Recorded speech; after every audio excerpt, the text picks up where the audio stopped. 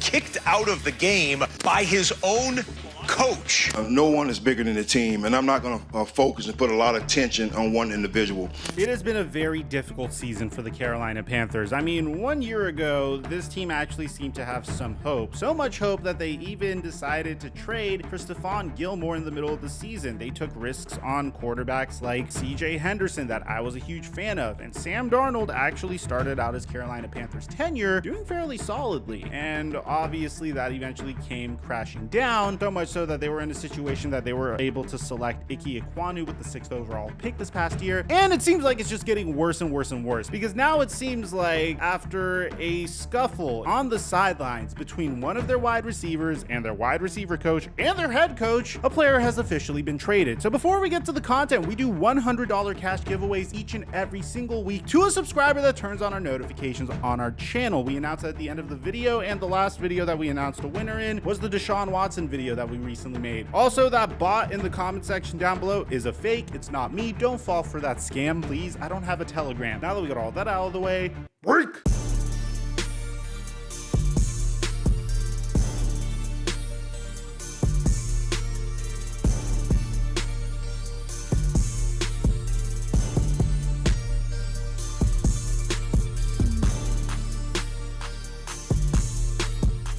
Mic check 1 2 1 2. What's going on, everybody? Man, it has been a difficult season for the Carolina Panthers. I mean, from Baker Mayfield having the second worst QBR since the statistic was created, with the only player being worse than him being Jamarcus Russell, to him being injured once again this year, to the Carolina Panthers being so thin at the quarterback position that they had to go from Baker Mayfield, who's injured, to Sam Darnold, who's still injured, to PJ Walker, who got injured, to Jacob Eason, who maybe he has some potential. And that's before we get to their head coaching situation that we covered extensively in our last video on the Carolina Panthers. They let go of Matt Rule 3 years into a 7-year contract. They're gonna have to pay him a decent chunk of change moving forward. The owner of the Carolina Panthers is like the king of just giving people money, even though those individuals might not be playing for them anymore. It seems like following the firing of Matt Rule all the way to the most recent rumors that we've been hearing, and yes, ladies and gentlemen, I know Carolina Panthers are quote unquote listening to trade offers for Christian McCaffrey. Now, originally when I saw this story, I was like, okay, this seems like a team that's headed in the right direction. You have a 26-year-old running back who's often injured, who is played in the NFL for 6 seasons. And whenever he's healthy, he's pretty freaking good. But if you ask me, the days of him being that bona fide workhorse type of running back, I mean, I think he could still do it, but I don't think it's ideal for him at all whatsoever if you want to keep Christian McCaffrey healthy for a long time. The thing is, we got to read the fine print here, and honestly, the valuation the Panthers have on their own players is synonymous with a team that is doing horrific in a fantasy football league, yet wants you to trade your starting players for their bench players. And I'll tell you what I mean in just a sec. This article is coming to us from Adam Schefter. The Carolina Panthers are listening to other teams about a potential trade for star running back Christian McCaffrey, although a deal might not be easy to complete. The Panthers rebuffed at least 2 teams' inquiries into trading for McCaffrey last week and will continue to reject overtures they don't consider significant offers, according to sources. Listening hardly means the team is dealing McCaffrey. If the Panthers do not receive what they feel is a real offer with a high draft pick or multiple picks, they are adamant that they will hold on to McCaffrey past the November 1st trade deadline. Now, it's important to note that Christian McCaffrey's base salary, at least for this upcoming season, is $1.035 million, which means contending teams like the Buffalo Bills could easily add him to the roster. The issue is apparently the Panthers, and I don't know if this is just Peter Schrager just distorting the original story. If you can see, the headline down here is Panthers approached by multiple teams for trades. We'll listen if offers include multiple first-round picks. Now, I'm gonna be honest with you guys. I'm no genius or whatever, but I don't think I've ever been alive during a time where multiple first-round picks were traded for a running back that is still pretty good, but is often injured and is in his 6th season. So I don't think that's going to happen. However, I do think there is a world where the Panthers could potentially get a 2nd round pick or a 3rd round pick for Christian McCaffrey, and I think that's a deal that they should consider. Especially given their current situation, it seems like this team needs to head towards a full-scale rebuild. And I know in the past I got a lot of flack for this, but apart from Christian McCaffrey and DJ Moore, what does this team really have to build around? I mean, you have a remarkable defense that Carolina is trying to keep intact, by the way, according to Adam Schefter. Carolina also appears unwilling to trade defensive stalwarts Derek Brown and Brian Burns, despite interest that they have generated around the league. One player the Panthers are open to moving, according to sources, is wide receiver Robbie Anderson. Oh, don't worry, we'll get to that in just a sec. It's also important to note, guys, that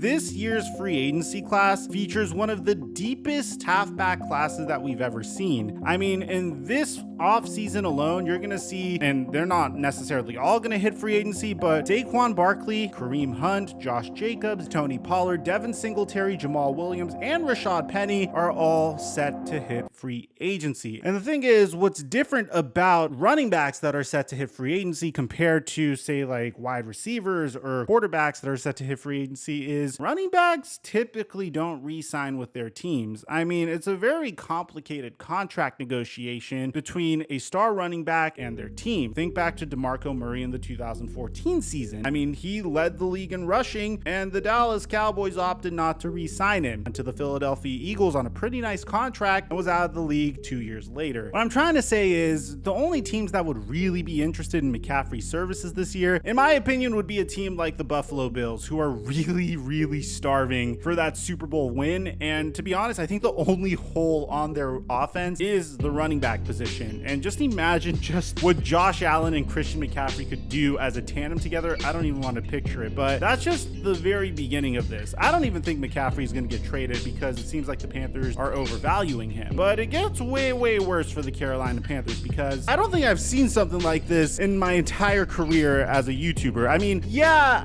I kind of saw a situation like this last year when Antonio Brown took off his jersey and walked off the field. That was different. When Antonio Brown took off his jersey for the Buccaneers and left their game versus the New York Jets, he retired at that point. Consistently reminds us that he is retired. This is a little different. Yesterday, when the Carolina Panthers were facing off against the Los Angeles Rams, we saw the debut of Steve Wilks. Now, for those of you guys that don't know who Steve Wilks is, he was the Arizona Cardinals head coach during the 2018 season, the season that they drafted Josh Rosen in that NFL draft. They had one season together. They didn't perform super well together, so much so that the Arizona Cardinals got the #1 overall pick in the following draft and were able to draft Kyler Murray and brought in Cliff Kingsbury. There's some irony in this because you're going to see in a sec that another team that's going to be involved in this news is the Arizona Cardinals and Cliff Kingsbury and Kyler Murray. But what happened yesterday during the game against the Los Angeles Rams was something very similar to what happened with Antonio Brown. You see, Robbie Anderson, who's not necessarily the most soft-spoken guy, I don't know if you guys recall, this is the man that literally said, no, I don't want Baker Mayfield as my quarterback, got into a shouting match with his wide receiver coach during their game versus the Los Angeles Rams. So much so that they needed to be separated. Now, this isn't anything new, guys. I'm sure we've seen this so many times, but I don't think I've seen it escalate to this point. I mean, look at Robbie Anderson here. He's literally sitting separately from the rest of his team. And the very next scene would feature Robbie Anderson getting into another shouting match, only this time with his head coach, Steve Wilks. So ultimately, Robbie Anderson would do his best Antonio Brown impression. He would take off his helmet, not necessarily his jersey. He wouldn't chuck up the deuces, and he would head to the Carolina Panthers locker room. Interim head coach Steve Wilks had this to say about the incident.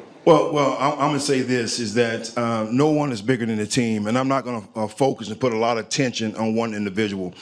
We can talk about the game. We can talk about situations within the game. We can talk about the things we're going to do moving forward, but I'm not putting a lot of energy into one individual. Now, this is where things get very interesting because I don't think I've ever seen something like this before. Literally less than 24 hours after getting kicked out of the Carolina Panthers Los Angeles Rams game, the Panthers traded Robbie Anderson. Yes, first reported by Ian Rappaport, the Arizona Cardinals have traded for Panthers wide receiver Robbie Anderson, a new wide receiver for Kyler Murray. According to Josina Anderson, a Cardinals source had this to say, "We're not playing well. The offense is not playing well. you can tell we didn't get much time together in training camp. Still no excuse, so yes, let's bring in Robbie. We're on a short week, lots to get in order here quick. Hopefully we get hot and win. The real reason why they brought in Robbie Anderson is the individual that they traded for to temporarily replace Nuke Hopkins' production and Kyler Murray's former collegiate football teammate, Marquise Hollywood Brown, was originally rumored to be out for the rest of the season with a broken foot, at least according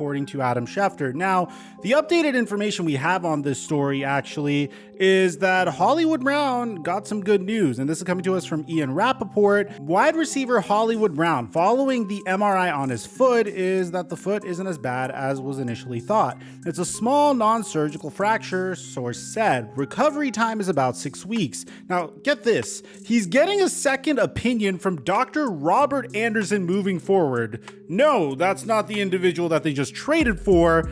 That's actually the name of his doctor. Now, more information on this situation is pending the second opinion from one of the nation's experts. Hollywood Brown should land on IR but be back fairly soon, which means Arizona should have Robbie Anderson, DeAndre Hopkins, and Hollywood Brown, and more for this stretch run. Given the situation that the Arizona Cardinals are in, intra-season Hard Knocks is going to be very fascinating to watch because there's so many storylines around that team. But this video isn't about the Arizona Cardinals, it's about the Carolina Panthers. And if you want a video on the Arizona Cardinals, let me know in the comment section down below. Here's the thing, man, and I know this might be a bold take. I know the Panthers have Christian McCaffrey. I know they have DJ Moore. I know that their coaching situation's currently in flux, and I know that they have several standouts on the defensive side of the ball. Regardless, if you ask me, this team needs to blow it up. Trade whatever players you have for whatever assets that you can get. If you really want, you could keep McCaffrey on the roster, but it's not like you guys are contending for anything anytime soon. Now, I'm not saying that they should bottom out for the #1 overall pick in the upcoming NFL draft, because I never think that's the solution. If you look at the top teams from this era, one of them, well, the last Super Bowl winner, completely just burned any draft picks that they had whatsoever and used it on top available talent. But you look at the Buffalo Bills, man, the first thing they did was hire Brandon Beane and Sean McDermott. They ran with Tyrod Taylor for a year before they decided, hey, we're done trying to be fringe playoff contenders. We want to start from the ground up. They drafted a project QB that we all thought was going to be a colossal draft bust. And I think this was like the first time in like 20 years that I've ever seen a project QB in Josh Allen really fulfilling his potential. I mean, whenever I think of project QBs, I think of Blaine Gabbert, I think of Blake Bortles. Josh Allen was a phenomenal talent, and he wasn't the #1 overall pick in a really disappointing quarterback draft class that was really hyped up, save for him and Lamar Jackson. You look at the Kansas City Chiefs, man, they traded up for Patrick Mahomes despite already having a fairly solid quarterback that was in MVP conversations in Alex Smith. Yeah, periodically you get a player like Andrew Luck or you get a player like Trevor Lawrence that is worth tanking for, but ultimately good teams are built from phenomenal front offices that really crush and nail their head coaching hires and really do a solid job at evaluating talent. Another part of my general philosophy is whenever you want to start a football team, the very first player that you should select and build your team around isn't the quarterback. It should be the left tackle. I mean, you select the left tackle, you make sure that the quarterback that is coming in has his blind side protected moving forward. Then you could select the quarterback when the right quarterback comes along. I think the Panthers are in phenomenal position. They already have Ike Ekwonu. They already have solid pieces on the defense. I don't think you need to blow it up completely, but if you are getting offered second or third round picks for Christian McCaffrey and your defensive players, it's best that you do that. I'm going to be honest, I don't think the Carolina Panthers are in that bad of a situation. It's not like they're in a worse situation than the Texans 2 years ago where they were headed towards a rebuild, but they didn't have any draft capital to start the rebuild. I don't think they're in a worse situation than the Denver Broncos if the Russell Wilson experiment doesn't work out, because they don't have draft capital moving forward in the future either. Hell, I don't even think they're in as bad of a situation as the New Orleans Saints, who look like a bottom team because they don't have a quarterback, and they also donated their first round pick to the Philadelphia Eagles, which is currently the 6th overall pick. But I do think that they need to make some significant changes in the front office and make some better decisions down the line. Maybe Scott Fitterer is the guy for the job.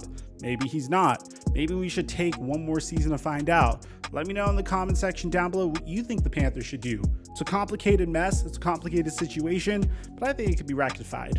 I'd like to hear what you have to say. Aside from that, I'm your boy Mike, and I'm dropping our mic until our next upload.